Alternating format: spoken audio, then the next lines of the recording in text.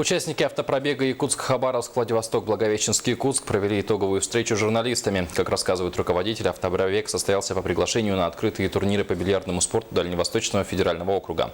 В турнирах среди лиц с поражением опорно-двигательного аппарата приняли участие 5 спортсменов, трое из которых на коляске.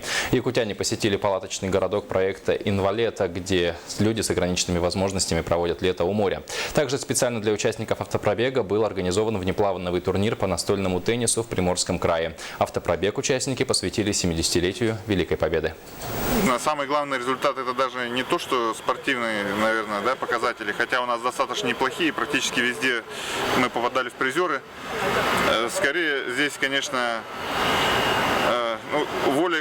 демонстрация воли определенной, потому что маршрут примерно даже более 7 тысяч километров составил.